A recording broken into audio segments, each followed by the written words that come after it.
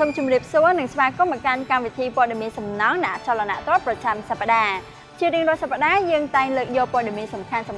ពាក់ព័ន្ធទៅនឹងវិស័យសំណង់អ្នកចលនាទ្រព្យនៅកម្ពុជាជូនលោកអ្នកនាងទស្សនាដូច្នេះកុំឲ្យខាតពេលយូរសូមអញ្ជើញទៅទស្សនាមេតិការព័ត៌មានដូចតទៅគណៈរដ្ឋមន្ត្រីសម្រេចអនុម័តច្បាប់ស្តីពីសំណង់រដ្ឋាភិបាលកំពុងសិក្សារៀបចំកោះសេះឲ្យក្លាយជាគោលដៅទេសចរពិសេសក្រុមហ៊ុនចិនខ្មែររួមគ្នាបង្កើតទីក្រុងនាគនៅក្នុងទីក្រុងរណប In City ក្រុមហ៊ុនអន្តរជាតិក្រុងកែច្នៃសម្រាមផលិតជាថាមពលអគ្គិសនីនៅខេត្តព្រះសីហនុគោមីនខ្មែរដំឡើងផ្ទាំងសូឡាអណ្ដែតទឹកដំបូងគេក្នុងខេត្តកំពតISI Palm ជាប់ធន់ជានិរន្តរ៍ Color បរិក្ខារដែលមានមុខងារនិងការរចនាដ៏ល្អឥតខ្ចោះ Polygon ទៅយកអ៊ុត PPR សម្រាប់ទឹកក្តៅនិងទឹកត្រជាក់ Redcon Red Mix តាមការពីជំរាបទឹកមកពីអាមេរិកគណៈរដ្ឋមន្ត្រីសម្រេចអនុម័តច្បាប់ស្តីពីសំណង់ច្បាប់ស្តីពីសំណង់ត្រូវបានអនុម័តទាំងស្រុងនៅក្នុងកិច្ចប្រជុំគណៈរដ្ឋមន្ត្រីកាលពីថ្ងៃទី30ខែសីហានេះក្រោយសេចក្តីព្រាងច្បាប់ស្តីពីសំណង់ត្រូវបានតាក់តែងនិងពិភាក្សាដើម្បីរកធាតុចូលចាប់តាំងពីឆ្នាំ2017ឯកឧត្តមផៃស៊ីផានអ្នកនាំពាក្យទីស្តីការគណៈរដ្ឋមន្ត្រីបានគូបញ្ជាក់ថាច្បាប់ស្តីពីសំណង់គឺឆ្លើយតបទៅនឹងសន្ទុះនៃការរីកចម្រើនរបស់វិស័យសំណង់តម្រូវការនៃការពង្រឹងការគ្រប់គ្រងរាល់ដំណើរការនិងប្រតិបត្តិការក្នុងវិស័យសំណង់និងអ្នកពាក់ព័ន្ធនឹងការងារសំណង់កាន់តែមានភាពចាំបាច់ជាសារវ័នដោយមានការសម្រួលពាក្យពេចន៍មួយចំនួនក្នុងមាត្រា3យោងតាមក្រសួងរៀបចំដែនដីនគររូបនីយកម្មនិងសំណង់បង្ហាញថាវិស័យសំណង់បានតាក់ទាញវិនិយោគសរុប4កណ្ដោសញ្ញា$56,000 លានអាមេរិកក្នុងរយៈពេល7ខែនៃឆ្នាំ2019ជាមួយនឹងគម្រោងអនុម័តចំនួន2572គម្រោងច្បាប់ស្តីពីសំណង់ដែលមាន22ជំពូកនិង113មាត្រានេះនឹងបញ្ជូនទៅរដ្ឋសភាពិនិត្យនិងផ្ដល់យោបល់មុននឹងដាក់ឆ្លងសភាពេញអង្គពិនិត្យនិងអនុម័តគួរបន្ថែមថាក្រុមការងារត្រួតពិនិត្យសំណង់ទាំង23ក្រុមរបស់ក្រសួងរៀបចំដែនដីកន្លងមកបានត្រួតពិនិត្យសំណង់អគារប្រមាណជាង500កន្លែងនៅក្នុងខេត្តព្រះសីហនុដោយក្នុងនោះសំណង់14អគារនឹងត្រូវរុះរើរដ្ឋាភិបាលកំពុងសិក្សារៀបចំកោះសេះឲ្យទៅជាគោលដៅទេសចរពិសេសក្រសួងទេសចរបាននឹងកំពុងសិក្សារៀបចំអភិវឌ្ឍកោះសេះនៅខេត្តកំពតដែលស្ថិតជិតកោះត្រល់ឲ្យក្លាយទៅជាគោលដៅទេសចរពិសេសបន្ទាប់ពីរដ្ឋាភិបាលបានចេញសេចក្តីសម្រេចលើការបង្កើតតំបន់ទេសចរពិសុទ្ធលោកជុកជំនោមន្ត្រីនាំពាក្យក្រសួងទេសចរបានដឹងថាកោះសេះមានសក្តានុពលច្រើនដូចជាឆ្នេរខ្សាច់ស្អាតធម្មជាតិបរិសុទ្ធដែលអំណោយផលសម្រាប់ការអភិវឌ្ឍជាគោលដៅទេសចរថ្មីតាមការសិក្សាកន្លងមកការអភិវឌ្ឍនេះអាចមានទំហំប្រហែលជា500ហិកតាក៏ប៉ុន្តែទំហំជាក់ស្ដែងអាចមានការប្រែប្រួលនៅពេលការសិក្សាត្រូវបានបញ្ចប់និងចេញជារូបរាងក្នុងរង្វង់ឆ្នាំ2019នេះការរៀបចំគោលដៅទេសចរថ្មីនេះនឹងឆ្លើយតបនិងគោរពទៅតាមគោលការណ៍និរន្តរភាពនិងបរិស្ថានពោលគឺមានរីសតបែបប្រណិតនិងសម្រាប់ទេសចរបែបមហាជនក្រុមហ៊ុនចិនខ្មែររួមគ្នាបង្កើតទីក្រុងនាគនៅក្នុងទីក្រុងរណប In City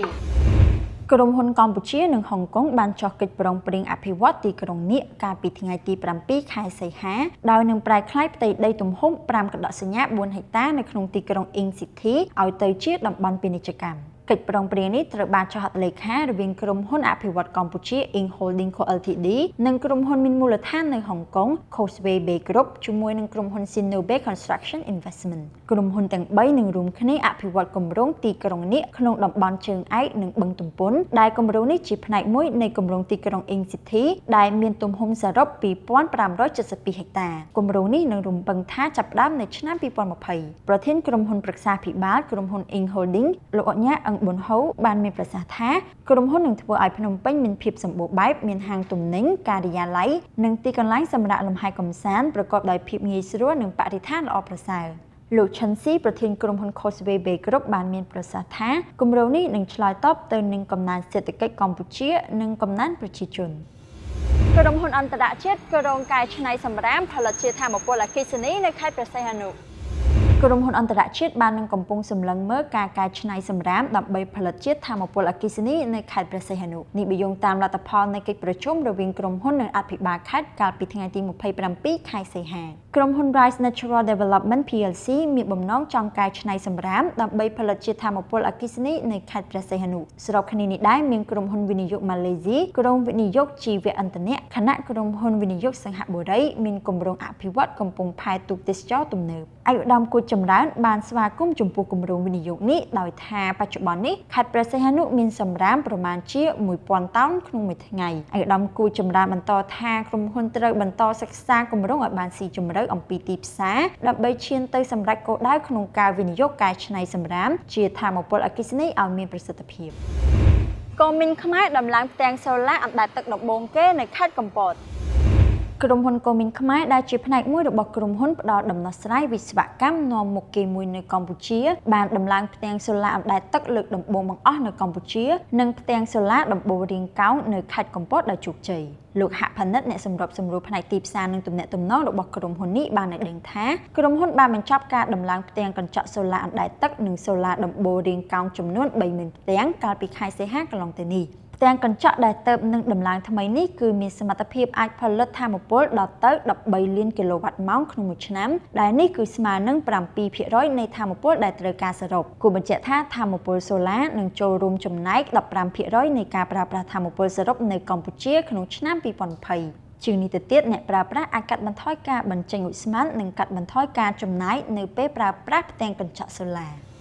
ទស្សនិកជនជាទីមេត្រីពេលនេះកម្មវិធីព័ត៌មានសំណង់អ្នកចលនាទ្រព្យប្រចាំសប្តាហ៍បានមកដល់ទីបញ្ចប់សូមអរគុណចំពោះការចំណាយពេលវេលាតាមដានទស្សនាសន្យាថានឹងជួបគ្នាសាជាថ្មីនៅសប្តាហ៍ក្រោយខណៈពេលនេះនាងខ្ញុំប៊ុនសាយសុភ័ក្រនាងនិងក្រុមការងារសូមអរគុណសូមជម្រាបលា